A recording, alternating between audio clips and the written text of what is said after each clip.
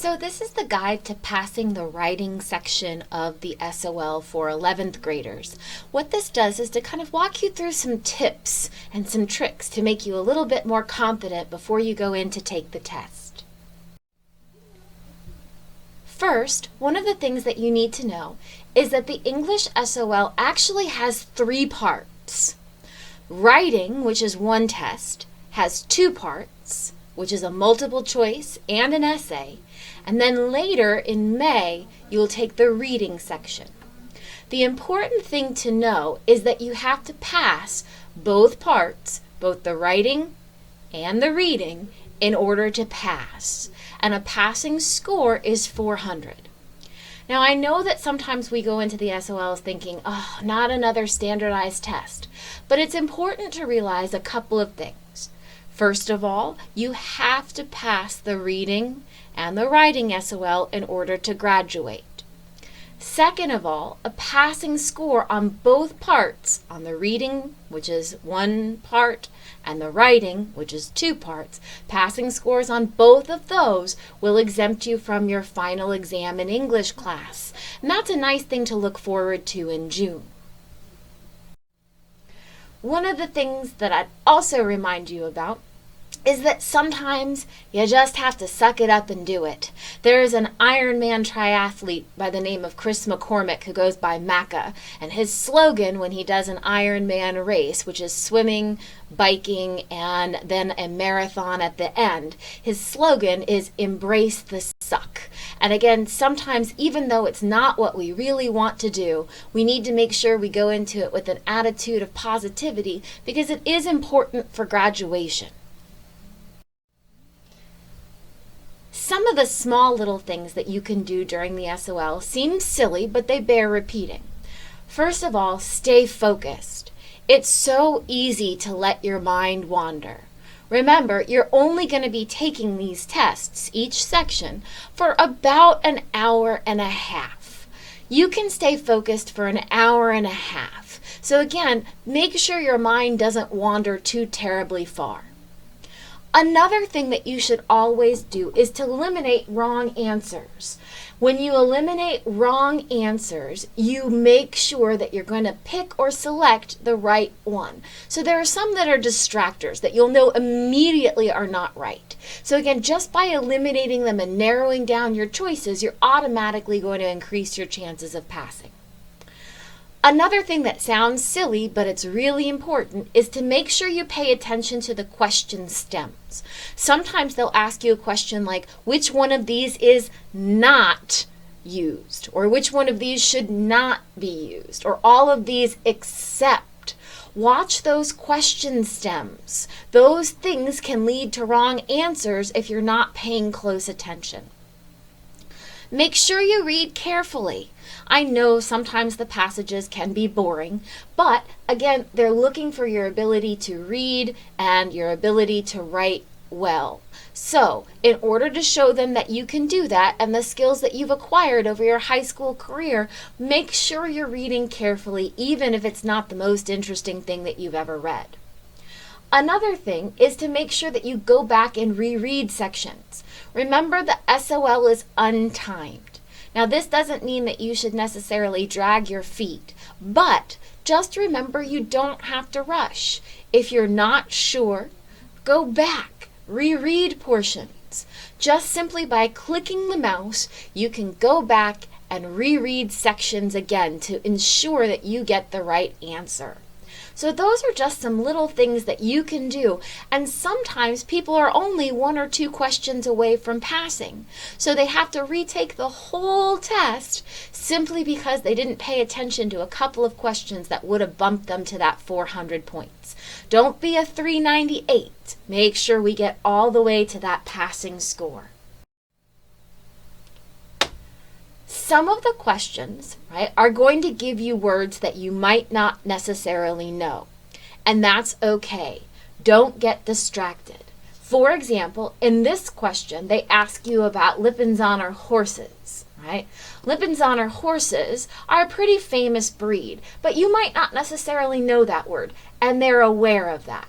They're looking for your ability to read past that and still get the information. A little bit later in the test, they're going to talk about a baobab tree. And a baobab tree is a tree indigenous to Africa that's really, really big. It takes about 10 to 12 people with their arms outstretched to reach around a baobab tree. You don't have to know that, though, to get the answer to this question correct. So take a look at it. It says Antonio's teacher asks students to write a report about an unusual animal. So it tells you right there you might not have ever heard of this breed before. The best source for information about the characteristics of these horses would be which of the following? Now, looking at this, we can immediately eliminate some of the garbage. D, a chart picturing the specialized dance moves, is not going to give us information, so we can get rid of that. A book with a history and photographs, if we need information, photographs are nice, but they're not really going to give us any information, so we can get rid of that. A timeline showing important dates, well, that might be helpful and it might give us some information, but we also have a documentary titled The Elegant and Intelligent Lippinzahner Stallions. Chances are we're going to get the most information not from a timeline, but from a documentary about the breed. So C would be your correct answer. And again, if you just take the time to look through some of the questions, you'll realize that you didn't even need to know that particular word at all to answer the question. So don't get distracted by some of the vocabulary that they use. There are a number of different question types of which you need to be aware. One of the questions is just straight multiple choice. So they're going to ask you to read this particular piece, and then they're going to ask you to choose which correction to make by selecting which one of the icons you want. So in this one, sentence number 2, reads, research indicates that this beautiful grayish-white breed most likely originated hundreds of years ago in the Andalusia region of Spain. So again, we have research indicated, well, it's still present. Add a comma after breed, don't need that. Add a comma after ago, originated hundreds of years ago, no, don't need that. Change region to lowercase region. Oh, well, Andalusia is a place. This isn't necessarily a proper noun, so we can select D. Even if you didn't know that, again, you can use your slash and trash method, or getting rid of the ones that you know are not correct. But this is one type of question where you're just going to indicate, as you've done on many other kinds of tests, whether it's A, B, C, or D. There is another type of question, though, called a technology enhanced item, where you're actually going to be dragging and dropping punctuation. Here is an example of one of the drag and drop technology enhanced items. They're going to give you a number of different forms of punctuation. On this question, they only give you a comma, and they're going to ask you where commas go. Keep in mind, not all of these boxes need to be filled.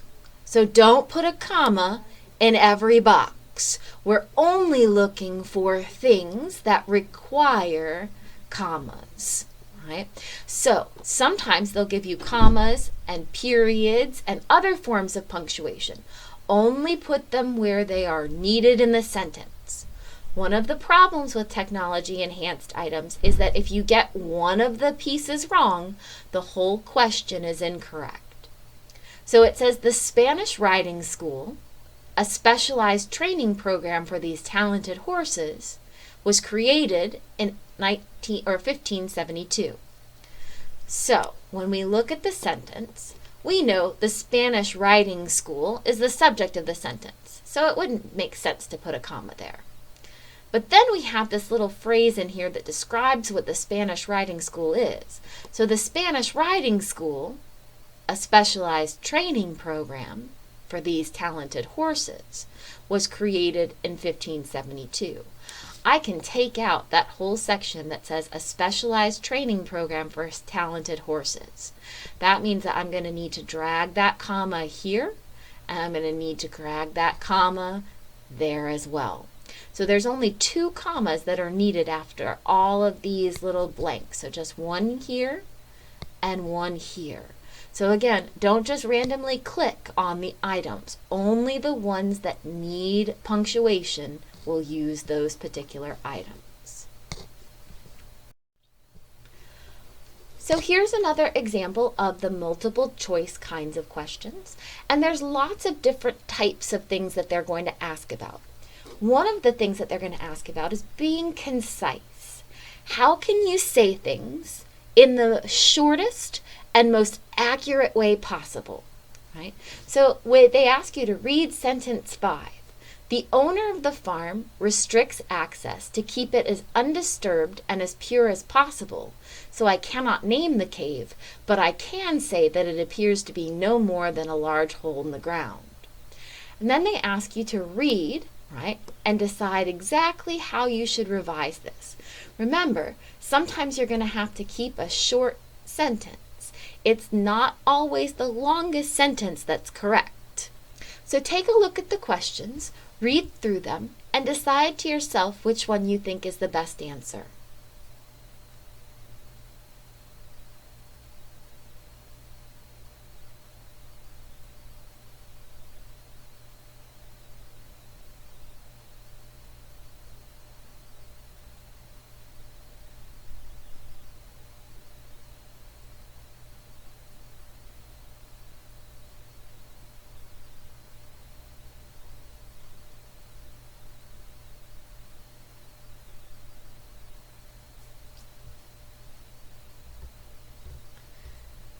Looking at some of the answers, we can immediately rule some of them out just simply because they're too wordy and they don't really make sense.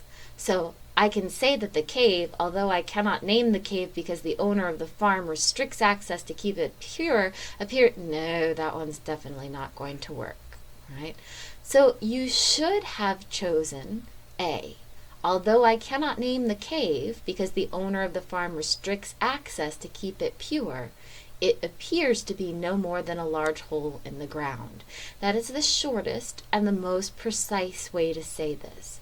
Notice that like undisturbed and pure are the same things. So the sentence was a little bit wordy and redundant. So don't be afraid to shorten sentences. Making it shorter doesn't make it wrong. They're also going to ask you to revise some sentences for tone. Tone is the attitude of the speaker, right? So when you're writing formally, you want to try to keep a formal tone. And we're all familiar with tone. For example, when your boss calls you on the phone, right? You might pick up and I would say something like, "Hello, Dr. Miller speaking. How can I help you?" Right? Whereas with a friend or somebody that we know they call, we might say, "What's up?" or "What's up?" Right? All of those kinds of sentences are examples of tone, your attitude. You're likely to be conversational with your friends, whereas you're going to be more formal in your writing. Right? So this particular student, right, has a number of lapses in formality. Right? Scores of Sarabande students have felt her totally awesome school spirit and personal support as she cheered us on to do our best at all the sporting events and stuff.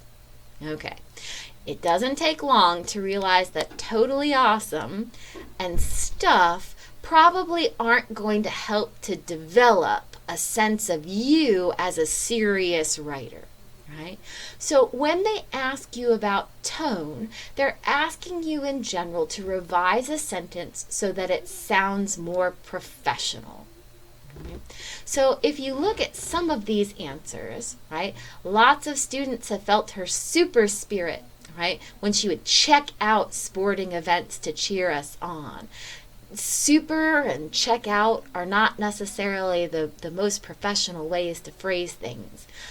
If you look at this one, more and more students have felt her fabulous school spirit as they sweated it out. Definitely not.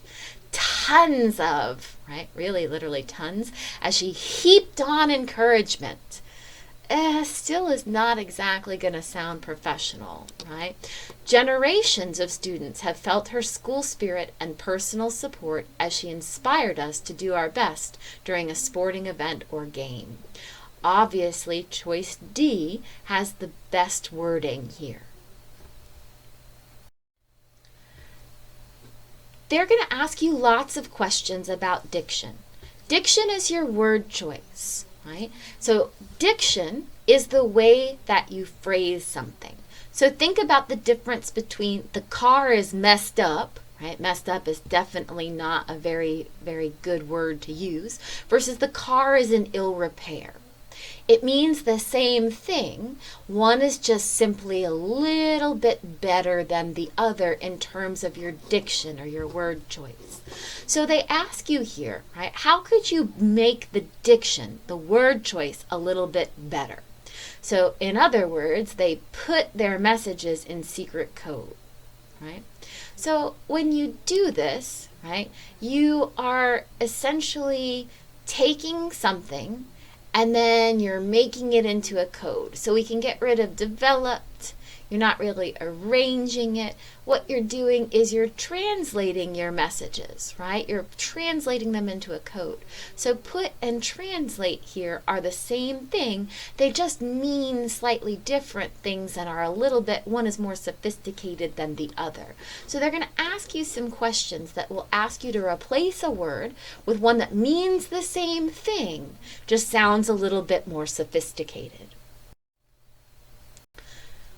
Other questions that they're going to ask you about is finding sentence fragments, right? Sentence fragments are little sentences that just aren't, right? They're missing something, a subject or a verb, or maybe they need something tacked on them to make themselves complete. A full sentence has a subject, something doing the action, and a verb, what it does. But you have to watch out for words that indicate that it needs to be connected to another sentence.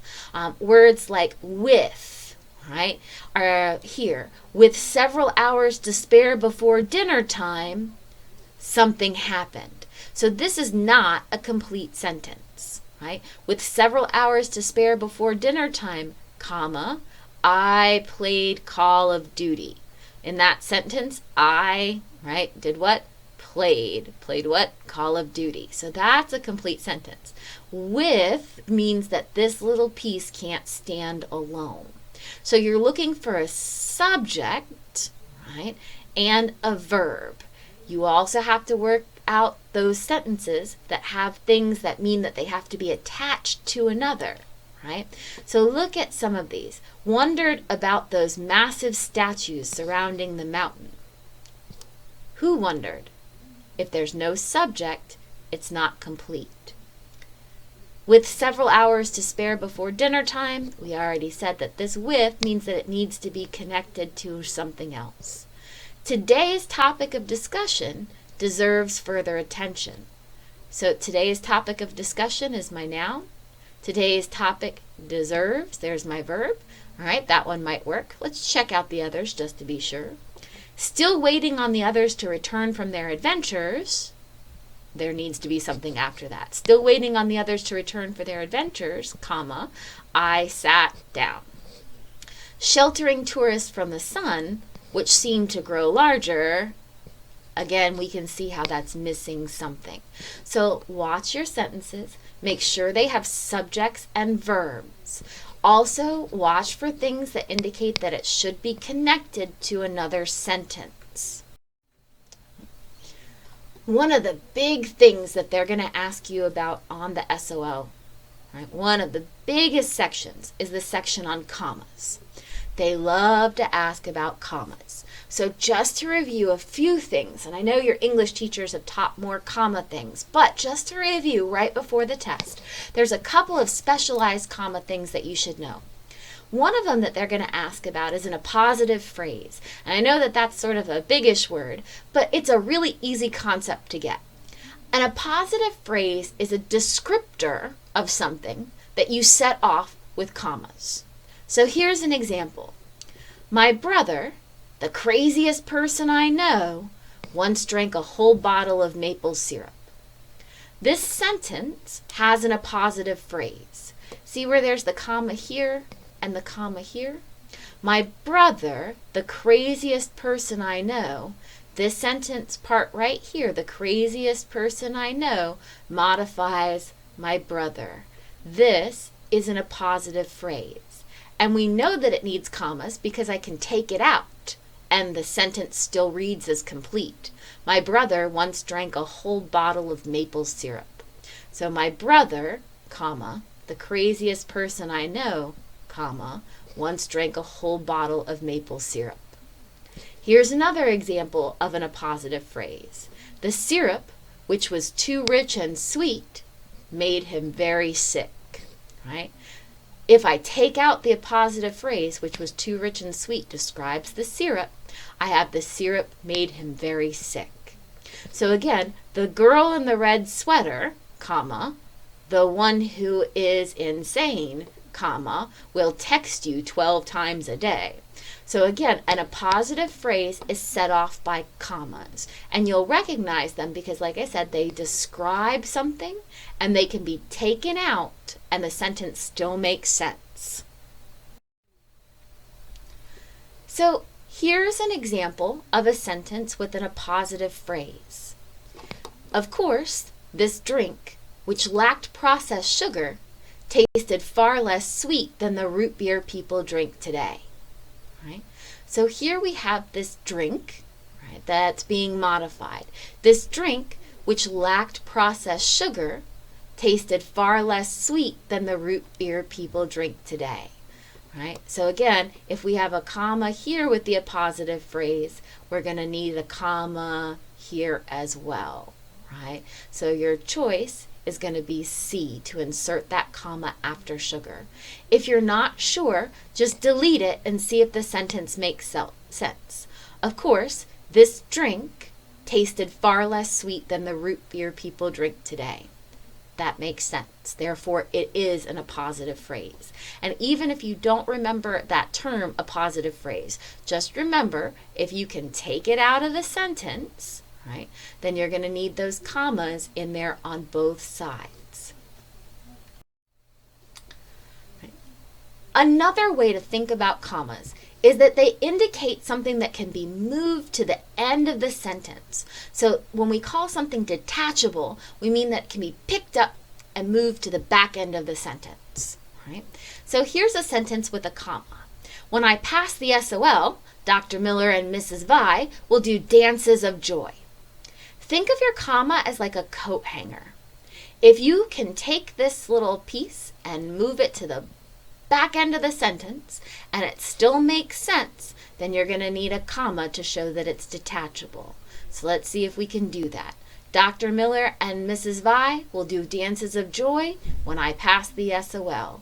Yes, if I can move it, I'm going to need a comma. So, in the morning, comma, I was late to school. Do I need the comma? I was late to school in the morning. Yes, I do. So again, the comma indicates detachability. Another thing that they're going to ask you about is that commas separate three things or more in a series, right? So Mrs. Vi loves to snow dance, comma, that's one thing she loves.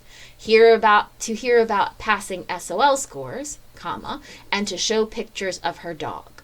You need a comma here, and you need a comma before the and, right? And that indicates that there are three things that she likes. This part, and this part.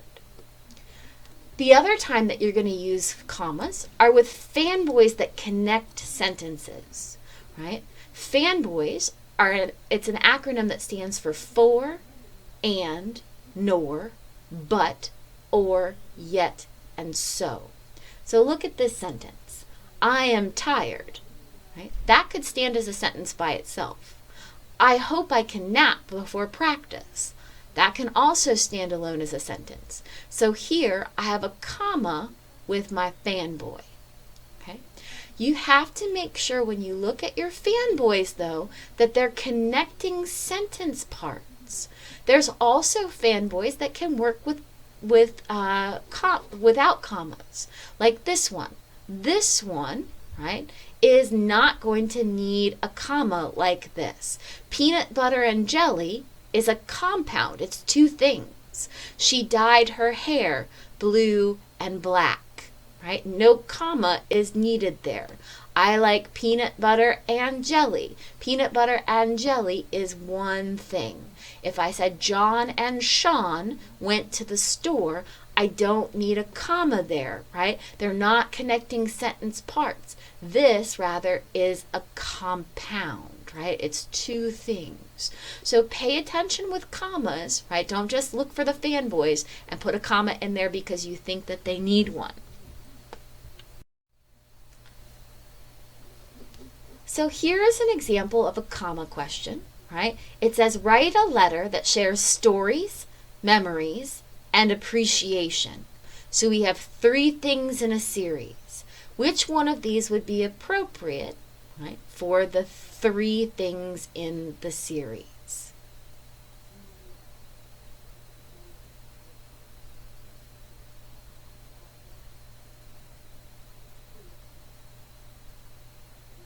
You should have selected B. Write a letter that shares stories, comma, one thing, memories, comma, one thing, and appreciation. Okay, so again, commas are going to set off those things in a series, right? Go to the store and get peanut butter, comma, bread, comma, milk, comma, everything that you get, right? And then you'll have a final comma and whatever the last thing is. Okay. Here's another comma question.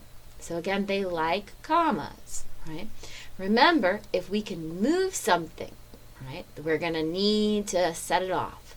The massive circumference of the trunk, however, is the distinctive feature of the baobab. Remember I told you about those distractor words? Don't worry about it. It's a tree, right?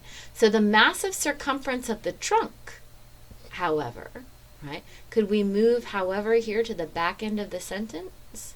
Yes, we could. The massive circumference of the trunk, comma, however, comma, is the distinctive feature of the baobab. So again, you're going to need to insert those commas by dragging and dropping.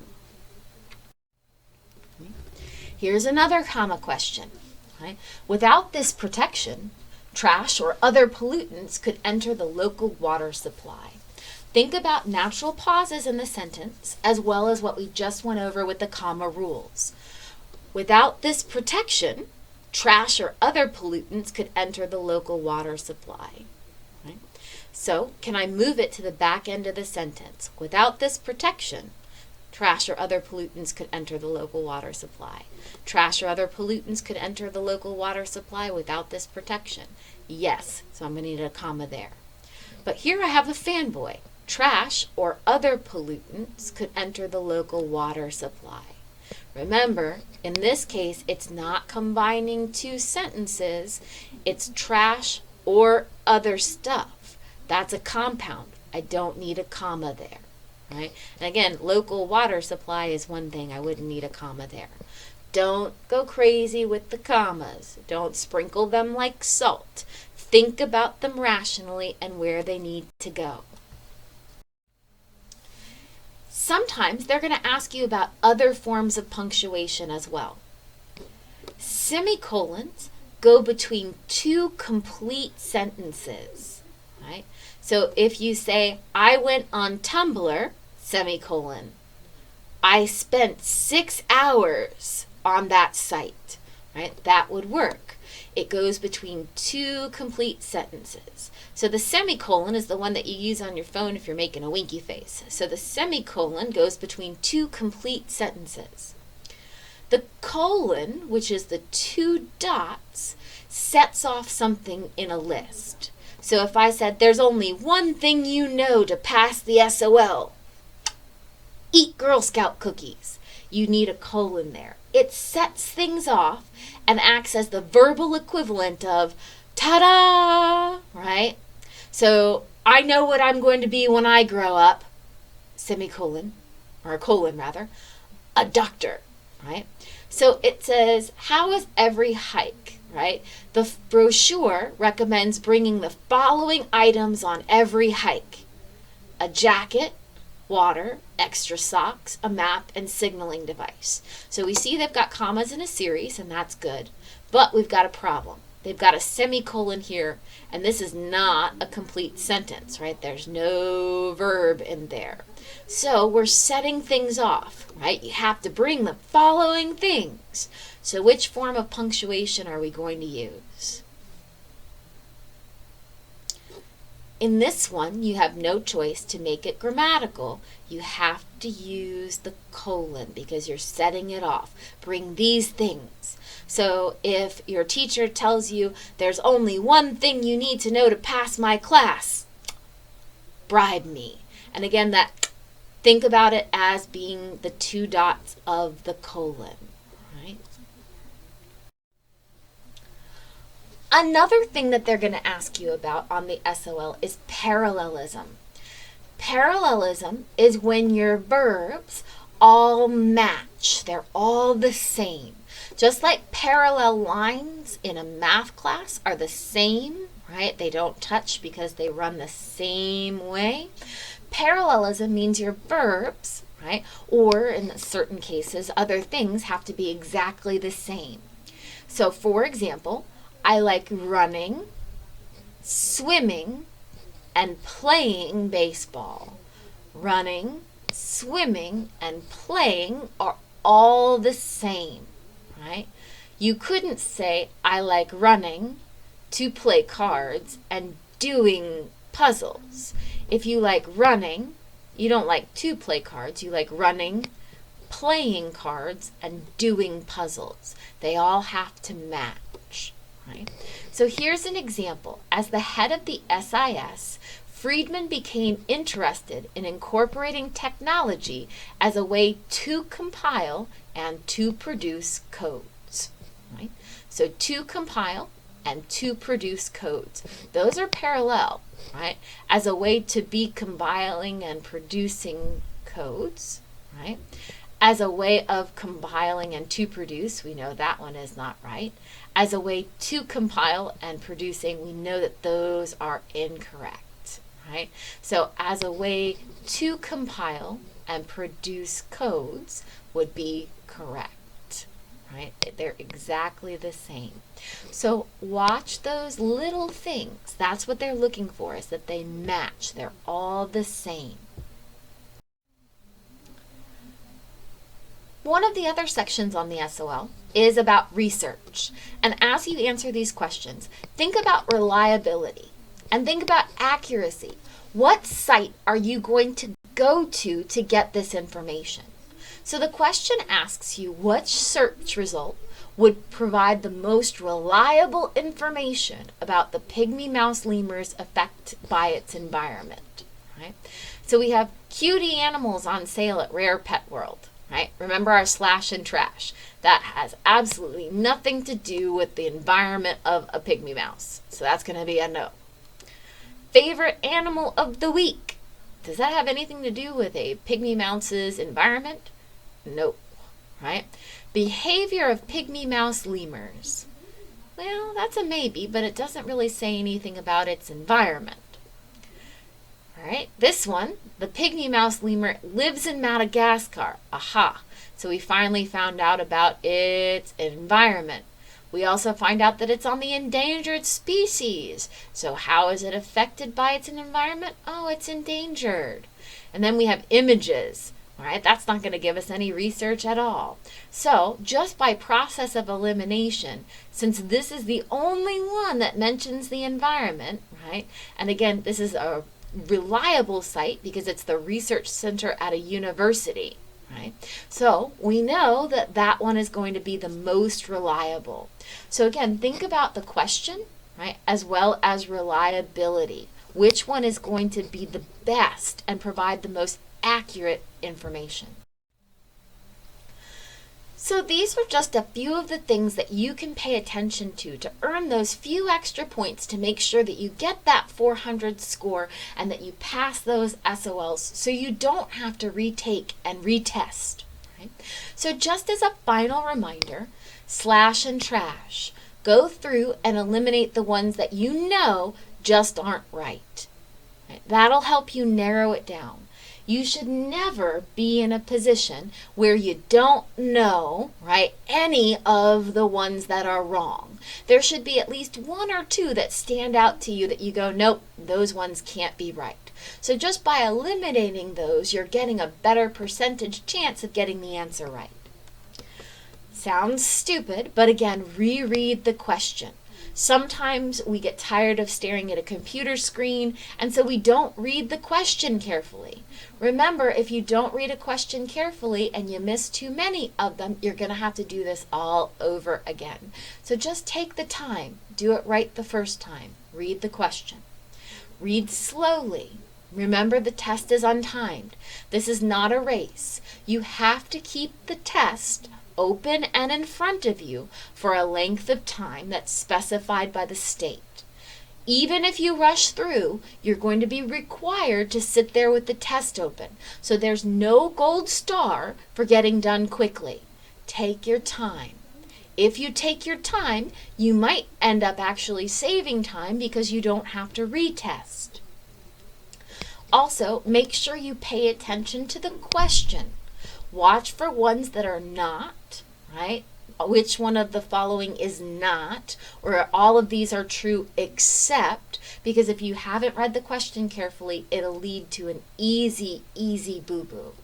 The other thing to think about as you're taking these is, remember, for those questions that are asking you to insert commas or insert punctuation, you don't have to fill every box. Only put punctuation where it is necessary. So those are some tips and some tricks that'll help you pass those SOLs. And remember, you've got to do it in order to get on that yellow brick road to graduation. So eat a good breakfast, pay attention during the test, and make sure you answer all the questions carefully, right? And as best as you can. And if you do that, there's no doubt that you're going to pass those SOLs. So this has been just a quick little introduction to what to expect on the multiple choice section of the writing SOL.